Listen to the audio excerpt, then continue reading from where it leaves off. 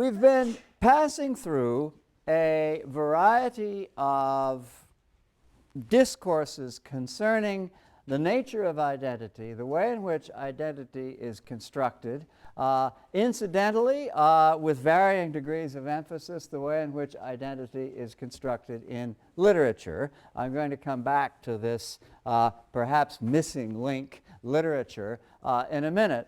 But in the meantime, I just wanted to point out something that I'm sure you've inferred for yourselves, namely that each one of these approaches to identity has a history, and that the history results in a recent chapter, which is something like what you might call a deconstructive moment, signifying on theory itself, such that the claim of theory as a mainstream discourse to hold certain views is something that in and of itself, from a subversive perspective, needs to be deconstructed, to be undermined.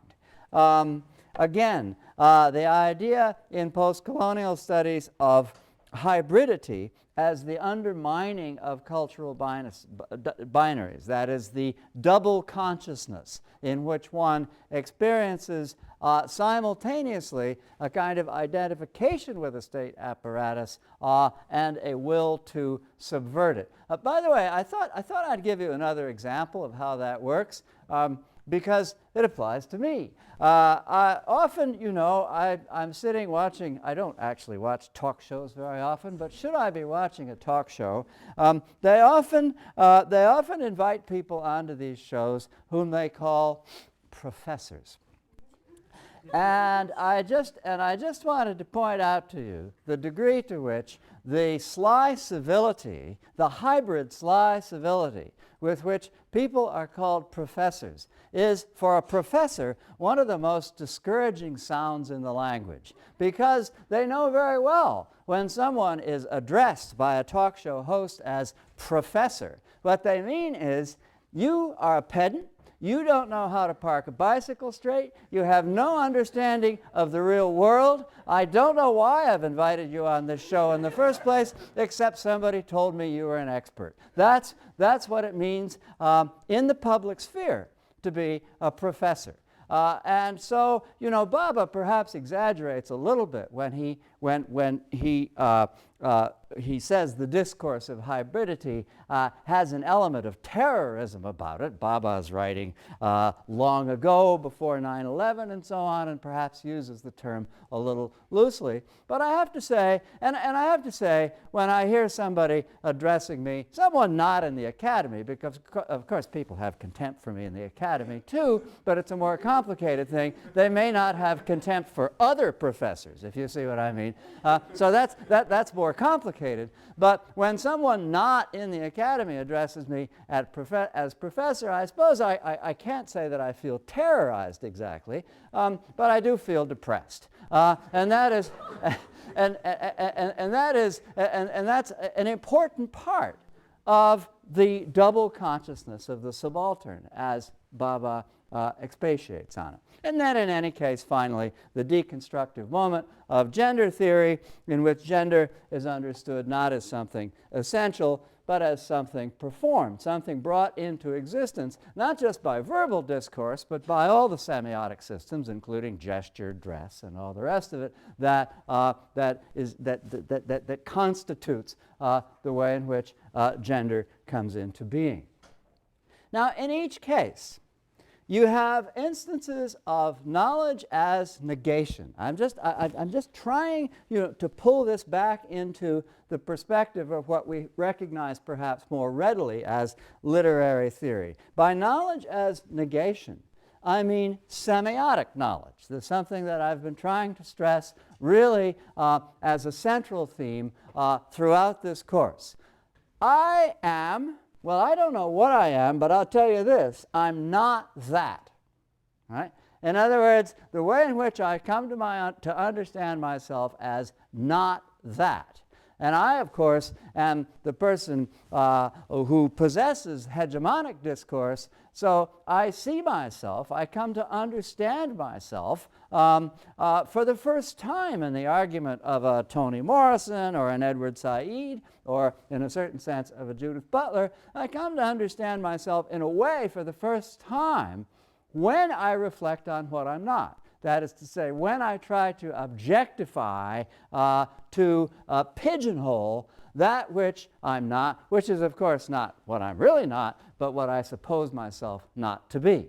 And so in all of these ways, then, you can see that the way in which, according to the sorts of thinking we've been reviewing in recent weeks, the way in which one comes to understand oneself is precisely negative in the tradition of semiotic and formalist understandings of language. So I am not at all necessarily what I am. I am, precisely as I understand it, not that, not the other.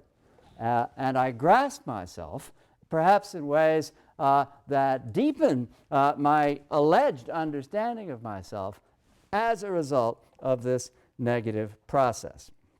All right, so I say all these things, again, to reassure you that we still are talking about literary theory, that the ways of thinking about things that we've encountered recently really do arise out of issues given to us by deconstruction, by negation in the semiotic and formalist tradition, and that we can understand what has happened basically, this in terms of the overall structure of the course, we can understand what has happened basically not as a change in the structure of thought we examined when we took up language as the primary determinant of understanding, not so much as a change in the structure of thought, but as a transformation of language, the determinant of social understanding, into what we call a social text. So that our head now is not the repository of Saussure's langue, that is something that just sits there in and of itself as a system, but it's full of other people's language. It is a space in which society itself, understood as discourse, jostles for attention and struggles to somehow or another to shape itself into intelligibility. That's the fundamental change. Its language is still preeminent in the kinds of thinking that we've been doing. We haven't really gotten away from language, but we have altered our understanding of language. Language is now a social text. It is now, in Bakhtin's words, other people's language, and we understand it, therefore, not something, and of course, semiotics and deconstruction don't understand it as our own either, because language always precedes us, but we understand it more clearly as something that is given to us as a social formation that in turn forms us. And in a way, that does bring us to our topic today, because this topic, almost the last topic of the course, has to do with the preconditions of interpretation. What makes it possible for us to think something? How is it that we come to think one thing as opposed to another thing? How is it that there are areas of agreement among us? How is it, for that matter, that there are areas of disagreement among us? And indeed that these areas characteristically seem to be so non-negotiable. I mean, that, the point arises at which we just can't find ourselves in agreement on things, just as the point arises when we realize that we are in some profound way in agreement about other things. How is it that all this comes to be? In order to do that, let's first go back to Toni and think about Toni once again as being about, because we've said all along that it's about whatever it is that we happen to be talking about, let's think about Toni once again as being about the things we've been discussing recently. We can say, for example, that Toni is a Marxist contestation of the social determinacy of identity in other forms. It's a realist text because, as we've said before, nothing happens, that there is no change in the social formations that are the givens of the story. But it nevertheless does lay out the relationships among social norms in ways that show that that life goes on despite social inequality, despite, and of course here I'm going to throw something at you that you perhaps hadn't thought of so much in terms of Tony before, despite ethnic and gender difference. Now, what happens then in Tony, I mean, to move to a slightly different way of thinking about it, is we can see that it's a global story masked as a story of hybridity in the American melting pot. It should have been perfectly plain to you all along that Tony is an Italian-American with the complex personality of the subaltern. On the one hand, he believes in the American dream. He likes his job. He buys into the system, in the other word. But on the other hand, he recognizes a kind of that he has his own place in the world, the little yellow garage. It's his niche in the world, and it's something that is partly what affords him his identity. Nito, of course, on the other hand, is the neurotic wasp in the manor house, sort of representing that sort of class. And Speedy, very interestingly, is a member of what John Guillory calls the professional managerial class. And what's interesting about Speedy is that suddenly we realize that his ethnic origins and his class origins and even his gender, because he may be a woman, are not perhaps as relevant as one might have imagined them to be, because the professional managerial class is interesting, as Guillory's source, Alvin Goldner, points out at length, is interesting precisely as the emergence of a body of people with common interests who really can't be said, at least to derive from, or perhaps in a way even to belong to a common class. And so Speedy is certainly, in Tony the Tow Truck, a representative of this new emerging class. Perhaps it's no accident that Nito comes first. I think memory serves me in saying that Nito comes first in the sort of folkloric triad, because Nito represents an older class, a class which in a certain sense is giving way to the professional managerial class, so that it makes sense that first you'd get Nito and then you would get Speedy. All right, so then we can also think of Tony the Tow Truck, of course, in terms of gender.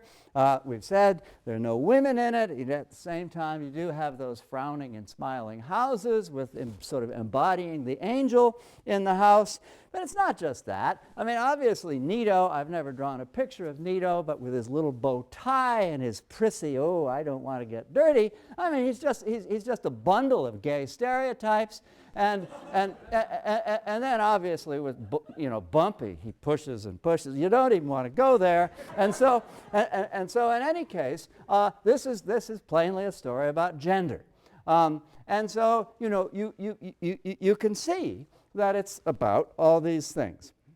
All right. So then here's the question, and it really does provide us with our transition to today's materials. What have I been doing all this time with Tony the Tow Truck?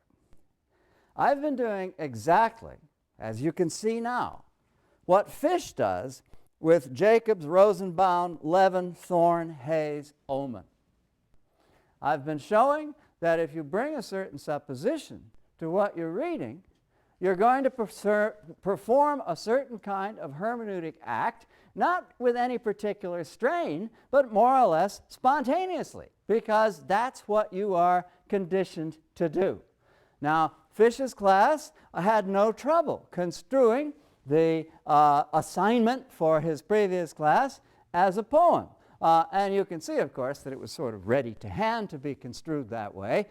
Fish admits that, but he's lecturing some people in Kenyon College, and he just sort of runs his finger down the college, the list of faculty names, and say, look what I could do with these names, And I think, does make his point, because you can do it with absolutely anything. We can see, of course, that his class actually missed a few points it forgot to mention that an ancient and important meaning of the word leaven is lightning, so that a flash of revelation is entailed in any religious understanding of the poem. And it's almost impossible to understand why his class was stumped by the word haze, because haze, well, you know, we see things through a glass darkly. We see them in a haze. And that's exactly the way in which we're likely to respond to instances of religious revelation as they are given in the devotional poetry of the 17th century. So in any case, what we've been doing with Tony the Tow Truck is of this kind. We've taken a text with a certain... Now, by the way, you may want to know whether I think Tony is really about something, you know, as opposed to about all those things. Well, I actually do, and I mentioned it in passing, but it's not it's only an intuition, and it really doesn't arise out of any particular predilections I have for psychoanalysis.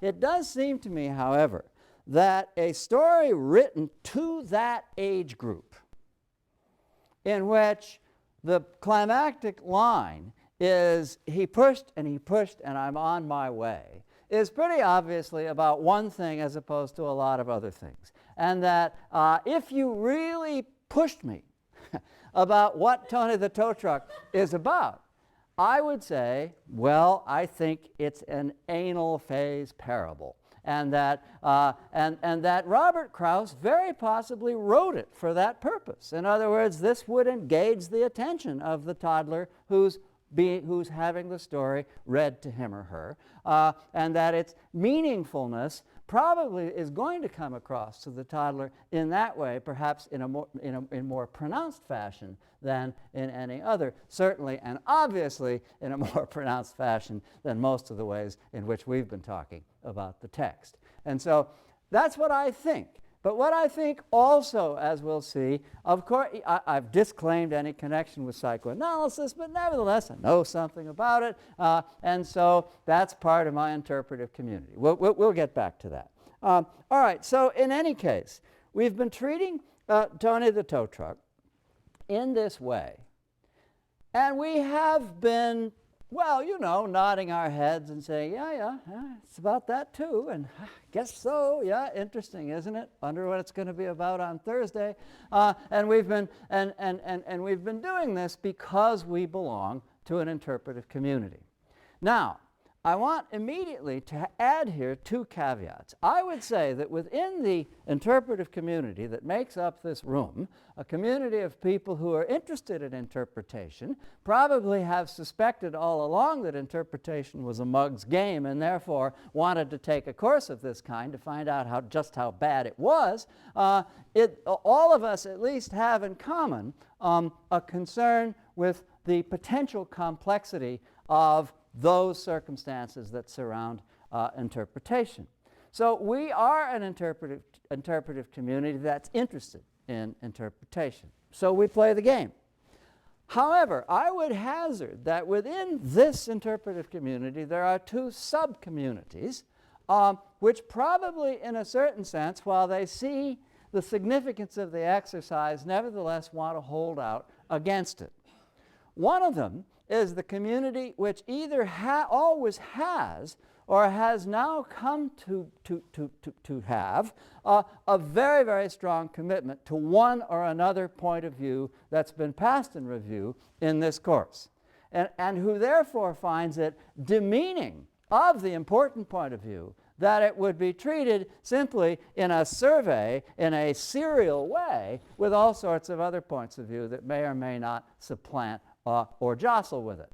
Now, this takes us back to the remarks I was making at the beginning about the way in which one can perhaps acknowledge the usefulness of a survey course, but nevertheless bridle at the very idea of a survey course, when after all the only thing that matters is Marxist thought. Why do we spend any time with all of these other approaches to things, and so on, just sort of whichever form of thought is the only thing that matters to you. And so this would probably lead you to say, not so much Tony is only about this one thing. But, oh, you know, this is a really facile and irrelevant exercise because the important thing is to take this one thing seriously. And the implication is that if you take a lot of other things in review, you're not taking this one thing seriously. Now that might be one sub-community within our interpretive community. Another one might be a sub-community that is committed, still committed, as one's tempted to say, to high culture, and says, I think we should have used Lycidas or the Rime of the Ancient Mariner. It was demeaning to high culture to use Tony the Tow Truck. And furthermore, this sub-community might very well say, if we had used Lycidas or the Rime of the Ancient Mariner, a certain approach, a certain way of reading either of those poems would have made sense self-evidently, meaning that all the other approaches are trivial. If your commitment is not so much to one point of view as to some idea of high culture, you're not going to say in advance which approach it is, but you're going to suppose that somehow or another, such as the value and nature of high culture, that it will be possible to arrive at a sort of consensus view of what's going on in one of its products. This is what Guillory is talking about, at least in part, in his review of defenses of Western civilization, Western culture, and so on. They have a meaning. They have a continuity. They have a stability which is worth preserving and which ought to be the central business of the schools to promulgate. All right, so those are possible sub-communities within our interpretive community. But we all do have in common the recognition that it's possible to riff on a text in this way. And if somebody does it, we recognize that whether we like it or not, we ourselves could probably do it too. So that, which is proof from Stanley Fish's point of view, and also from John Guillory's point of view, because we're in a school, that we have a great deal in common, and that it's what we have in common that brings the text into visibility in the variety of ways that we've performed on it. Now, with all of this said, let's talk a little bit more about what an interpretive community is, first according to Stanley Fish, and then move to the point where we may wish to suggest one form or another of criticism of this idea. Let's begin with Fish's first sentence, which is on page 1023, the upper left-hand column. This is a series of lectures, and so he begins by saying, last time I sketched out an argument by which meanings are the property neither of fixed and stable texts, nor of free and independent readers, but of interpretive communities that are responsible both for the shape of a reader's activities and for the texts those activities produce. I don't know that he really carries his argument all that much farther forward in this lecture, which is why I think it's worthwhile to begin with this sentence, because in some ways it does anticipate what he then lays out once more in this lecture. Now, an interesting thing about the career of Stanley Fish is that he actually, in the course of that quite high visibility career, changed his mind twice. And his changes of mind are actually recorded residually in this essay that you read, How Do We Recognize a Poem When We See One, which, by the way, is a completely disingenuous title because we don't see poems. That's the whole point. There's no poem there. I mean, if it's there, it's because you put it there. But in any case, in this, these changes of mind are residually present in this text. They are actually manifest in the peculiar vagary of the argument of an earlier essay he wrote called Interpreting the Variorum, which is what was in the second edition of Richter and is the one that I used to teach. But I think it's still worth hearkening back to those changes of mind. when I was his student at the University of California, he held his first opinion. This was just before he published Surprised by Sin, The Reader in Paradise Lost, a book for which a seminar that I was in was a kind of guinea pig. And to give you an example of what he meant by saying that a stable text produces a reader, in other words, which was his first belief, I'll give you an example that he uses from Milton about Satan's spear. This is Satan standing by the fiery lake. He's just pulled himself up to his full height. He has a spear, and Milton writes about it, his spear to equal which the tallest pine. Okay, spear, pine, about the same size. Hewn to be the mast of some great admiral. Well, let's see, mast, pine, spear, were but a wand. And then you realize that the sequence of sizes is completely reversed. And what you thought, what you'd already filled your consciousness with, the tallest pine, is just a wand compared with the size of Satan's spear. So what's he saying? He's saying, you think that your mind can grasp the magnitude of Satan. You think you know how big Satan is. But the language of Paradise Lost is going to teach you, is going to educate you into realizing, don't mess with Satan, because Satan is much bigger than you think he is. What I didn't write here, and what continues the passage, shows that even here, Satan is absolutely at his weakest. The passage continues, he walked with to support uneasy steps. In other words, he's just risen from the fiery lake. He's as weak as he's ever going to be right now, and yet he's already a lot more than you can handle. Okay, so that is the way the syntax of Paradise Lost educates us into realizing that every time we think we grasp the point of a text, we prove that we are fallen readers, that we have prematurely understood what's there, and that only understanding it in the long run can prevail upon us to realize the fallen condition which the text is obviously, after all, about. That was Fish's first opinion. Not too long after that, in the course of writing a book called Self-Consuming Artifacts, he began to have a different opinion, which more or less reversed the first one. He decided it isn't the text that brings the reader into being, that is to say, brings about the self-realization on my part that I'm a fallen being, in the case of Paradise Lost. It isn't the text that brings the reader into existence, it's the reader that brings the text into existence. It's the reader, after all, who performed this act of reading.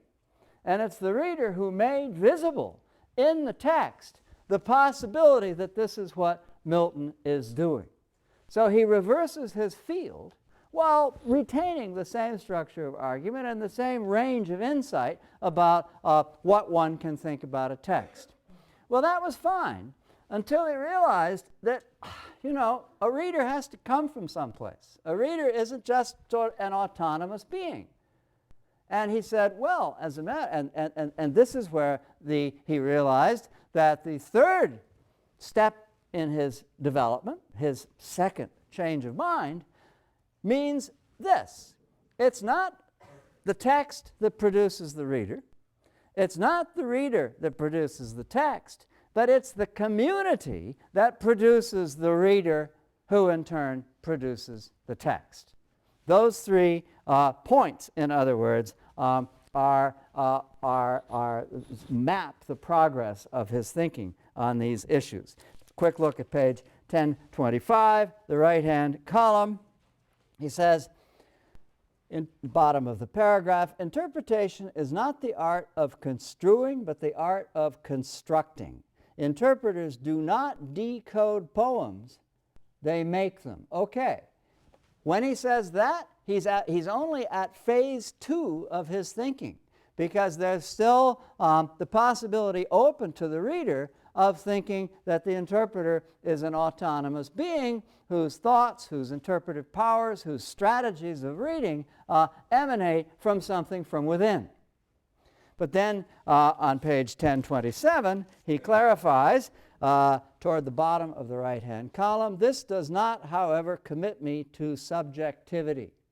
In other words, it's not just a question of whatever I think is in a text is in a text. I'm the one who makes the text, and you make the text, and the other person makes the text. We all make different texts because we all have different subjectivities.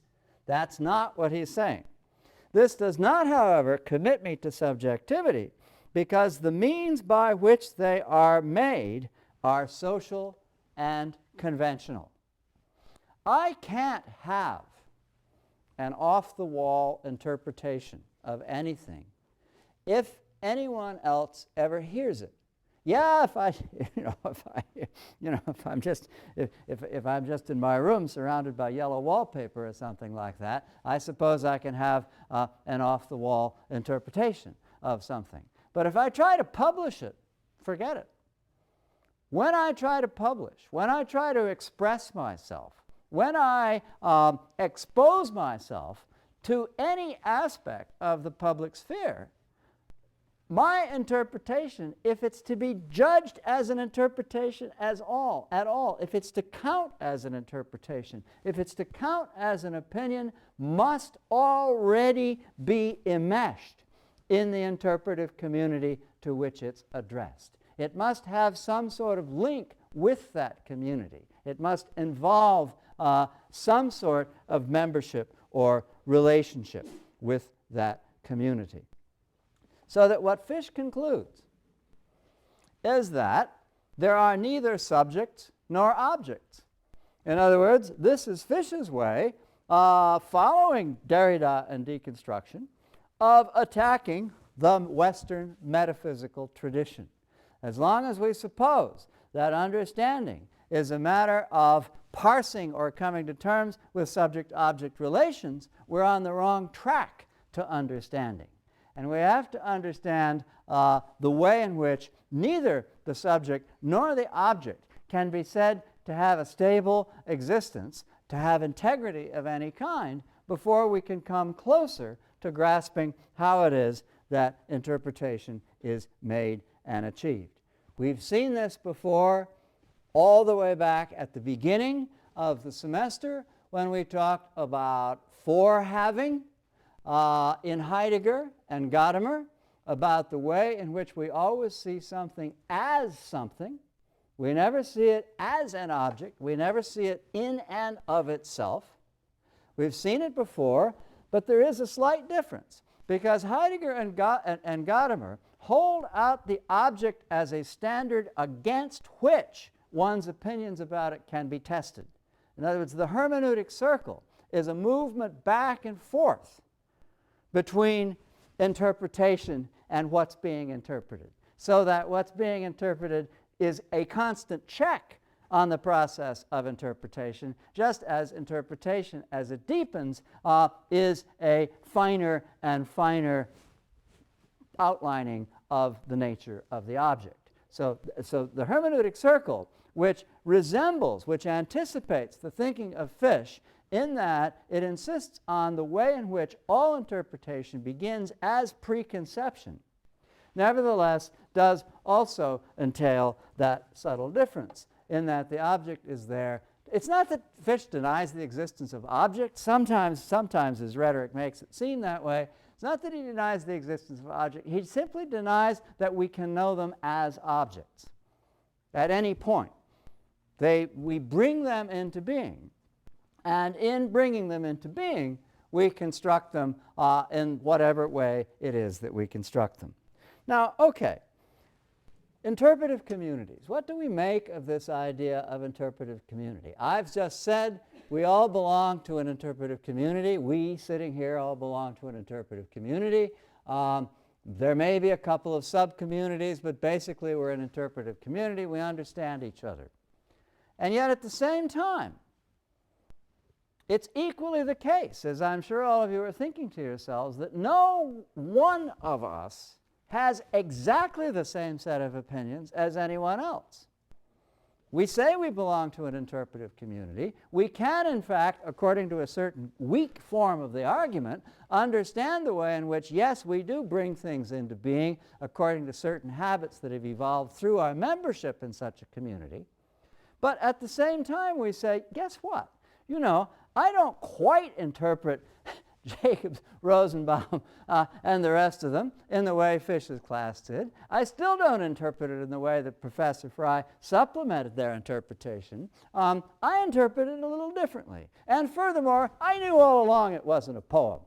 You know, you can't fool me, and so on. So each of us say to ourselves, okay, yeah, we have certain things in common, but there are also ways in which we differ. What would Fish say to that? I think what he would say is this, and I do think, and I think this needs to be acknowledged, it weakens his position. He would say, all right, granted, in a rough sense, we belong here, just as John Guillory says, in a rough sense, we're all in a school. In a rough sense, we belong to an interpretive community. But there's another sense in which we are, each of us, the sum total, the composite of all the interpretive communities to which we now, in some way or another, have an affinity, and from which, in all the variety of ways one can mention, we have emerged. Yes, we're each different, because the sum of the interpretive communities to which we belong, constituting the ultimate interpretive community that indeed we are, is always going to be a little different from the sum of the communities to which other people belong. This reduces the idea of interpretive community to a kind of atomism, whereby we all concede, we all say, yes, it's true, I am, in a certain sense, a community. That's all Bakhtin said. I'm a community. I am a community, and of course what communities do when they think is interpret. Thinking is interpretation. But at the same time, what's the point, we then say, of saying I'm a community if in fact I'm a little different from everybody else? Why not retain a certain sense of subjectivity? Or why not at least retain that sense of individuality, which results from the fact that none of us ultimately, completely, on every particular, agree with anybody else. The reason being that the sum of our interpretive communities that makes up that fundamental community to which we say we belong is always a little bit different. Okay, now there is another argument against this position which might be called radical constructivism. We hear it very frequently from sociobiological thinkers like Edward O. Wilson, for example, who point out that consciousness is hardwired to do and to recognize all sorts of things. It has been shown in the lab that aesthetic preference, which of course was always held just up to derision as anything like an objective standard, aesthetic preference, you know, there's no disputing tastes, we always say. But even aesthetic preference, it's been shown in the lab, involves certain predilections we all do have in common. We all prefer the so-called golden section. We love arches. And this can be explained in all sorts of ways. The most common explanation has to do with what's called shelter theory. We like shapes that somehow or another offer shelter or protection. But in any case, the fairly conclusive evidence is that in a variety of ways we are hardwired to recognize things. Darwin's last book is all about how we recognize each other's expressions. We recognize the expressions of animals with which we have a great deal in common, and that we do this from infancy. In other words, all sorts of evidence to this effect. But, you know, I'm not sure Fish's argument is vulnerable to that position, because after all, hardwiring is communitarian. You know, the point is precisely that we all have it, and that it's not something that we can call individual, not something that we can call something autonomous to any one of us as individuals. So it seems to me that although the argument against so-called radical constructivism usually does take this form, it seems to me that it's actually not a very good argument, and that the argument objecting to the mere weakness of the way in which interpretive community as a concept ultimately becomes atomistic is a stronger argument. Because what does it matter if I'm an interpretive community if I'm still a community of one? In some measure, it's something that seems less worth talking about once one's put it in those terms. All right, very quickly then on Guillory, whose argument actually ended the very debate that he thinks is going to intensify and get worse. In other words, he thought that the big hot-button topic in the academic world for the next 25 years or more would be the canon wars, the sort of canonical, non-canonical, cultural, multicultural. He thought this would be the fundamental point of contention in the academic world. Well, it wasn't. And the reason it wasn't is that his argument was so brilliant. Everybody came to their senses and realized that they were barking up the wrong tree. I mean, literally, his book, Cultural Capital, simply silenced, not in the public, because nothing ever silences the public, but simply silenced the debate about the culture wars in the academy. And so, in some ways, Guillory amusingly undermines his own prophecy, which, by the way, is on page 1477 in the upper right-hand column, if you care to read it. Now, Guillory's main preoccupation, which he takes largely from Pierre Bourdieu, but also, as he argues in a long constructive digression from Antonio Gramsci, his main preoccupation is with the school as a means of establishing and proliferating what Gramsci called hegemony.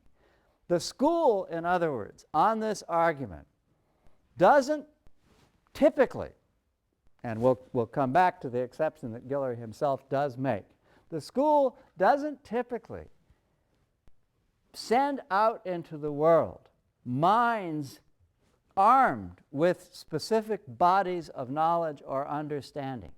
It sends out into the world, especially when it's a question of the humanities, which Guillory thinks are painting themselves into the corner in their obtuseness, especially when it's a matter of the humanities, the school sends out into the world people endowed with a certain quantum of cultural capital. It repeats, in other words, in Bourdieu's term, it reproduces a structure of class, but really class in the sort of superstructural sense, class superiority that regardless of the specific content that a person supposes himself to have been mastering, that simply replicates an orientation to the ruling class that the school in Western culture, according to Guillory, has always had. What the school reproduces is not knowledge so much as itself, the attitude that it embodies, its reason for being, its reason for continuation, and its relation to power and state apparatus. That's Guillory's basic position, and it's why he says that the culture wars are simply play into the hands of the monolithic ideology of the school. What happens when you embrace multiculturalism as the only means of inculcating what Guillory calls progressive pedagogy? What happens when you embrace multiculturalism, according to Guillory, is that you deracinate the objects of your intention from the culture to which they belong in precisely the way that the great monuments of Western civilization have long since been deracinated from their historical and cultural circumstances. You reduce both Western civ and alternative canons to the same deracinated, rootless sort of nature as cultural capital. I have read this. I have a certain status and negotiability in the world as having read this. In the case of Western Civ, it's quotations from the poets and after-dinner speeches. In the case of multicultural curricula, it's the opportunity to allude in precisely the same way on largely the same occasions. And in either case, it has nothing to do with learning anything about, according to Guillory, about the historical and social circumstances in which any kind of cultural production are grounded. Now, the argument depends, of course, on supposing that the way in which the great works are taught is as though they embodied certain ideas or principles. That is to say, they're taught as messages in Guillory's view. Whatever form of message it might be. The Western canon as a message about the importance of being an American. The multicultural canons as a message, a contestatory message about the importance of being whoever happens to be speaking. But in each case, they're merely messages. They're not cultural artifacts. They don't emerge from the real sort of historical and living circumstances in which they are written. Now, this is, which of course is most broadly speaking, simply an appeal to method, a new way of teaching. Guillory's own deepest commitment is in fact to the great works. Guillory began as an early modern scholar. He wrote a very, very fine first book on Spencer and Milton.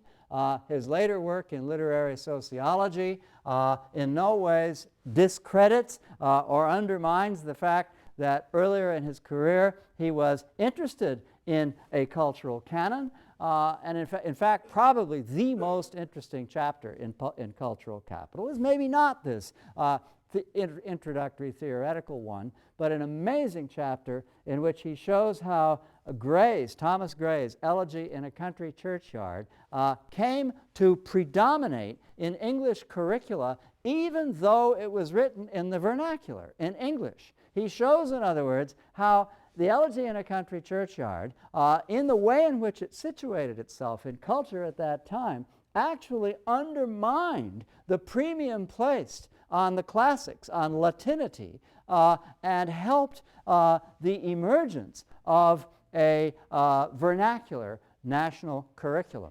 It's an absolutely brilliant argument in which the Elegy in a Country Churchyard is itself constantly and steadily and fascinatingly invoked.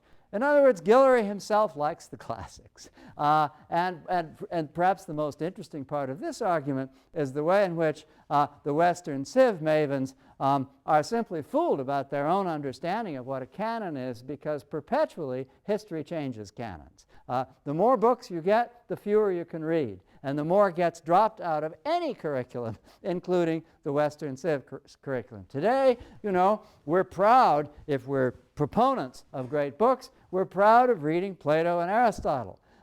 In the old days, people didn't stop with Plato and Aristotle. They read everything there was to read in Greek and Latin culture, and then they read such few books as may have been published in English. Well, a great deal has happened since then, and perforce, modern languages and literatures have altered the canon, always to the end of thinning it out. More and more gets left out. This is an inevitability even in the so-called canonical, and therefore itself needs to acknowledge the centrality of historical change. Guillory's argument obviously hinges on the failure of anybody involved in these debates to distinguish between the two forms of culture.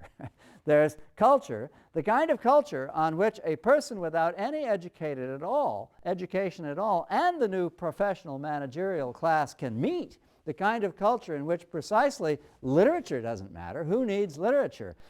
I'm running Hewlett-Packard. Do I need literature? And at the same time, the kind of culture which, with a capital K, as we say, which is all about the great books, high culture, the monuments of civilization, and so on. Guillory says the total disconnect in the way in which we understand the relations between these two forms of culture is what leads to the kinds of deracination in teaching that he complains about. He himself, finally, thinks that anything is fair game to be taught, and it can be taught progressively as long as it is taught in terms of its social and historical circumstances. He points out that a great book, I will quote this and then I'll leave you, he points out that a great book is great in part because it can't possibly be reduced to the silliness that the advocates of Western civ attach to it. He says, page 1482, right-hand column, no cultural work of any interest at all is simple enough to be credibly allegorized in this way, because any cultural work will objectify in its very form and content the same social conflicts that the canon debate allegorizes by means of a divided curriculum. The Odyssey is full of lying, trickery, class betrayal.